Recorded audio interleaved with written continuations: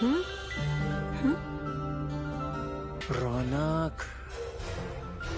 तो दोस्तों स्टोरी की शुरुआत में मीनाक्षी भाभी को दिखाया जाता है जहां पर वो बाथरूम में नहा रही थी कि तभी भुवनेश भैया आते हैं और भाभी के साथ लग जाते हैं। यहां पर बिना देरी किए ही रोमांटिक कार्यक्रम किया जाता है। यहां पर भाभी जी को थोड़ा सा डर भी लग रहा था, अब भाई लगे क्यों ना, वो उसके घर में ही रोमांस कर रहा था ना। तो भाभी जी बोलती हैं ऐसा करते हैं अगली बार तुम्हारे घर में ही करेंगे, वहाँ पर बच्चे देख लेंगे, उसका भी कोई डर नहीं होगा। तब बोलता है हाँ क्यों नहीं मेरी जान, जिसके बाद वो फिर से रोमांस करने लगता है। लेकिन भाभी जी इस बार उससे बोलती है चलो ना जल्दी से शादी कर लेते हैं। लेकिन फिर से वो ठरकी उसका ऑफर ठुकराने की सोचता है, लेकिन वो उसके सामने ऐसा बोल भी तो नहीं सकता था। जिसके बाद भुवनेश गुस्से में वहां से जाने लगता है। लेकिन भाभी बोलती है इतना गुस्सा क्यों करते हो, इतना कहती वो भुवनेश के साथ रोमांटिक कार्यक्रम करने लगती है। यहाँ पर दोनों को खूब रोमांस करते हुए दिखाया गया है, जहाँ पर भैया भाभी को सुख देकर वहाँ से चले जाते हैं। तो दूसरी तरफ हमें रोहन को दिखाया जाता है, वो फिर से भाभी की पैंटी उठाकर उससे अपने आप को सुख देने लगता है।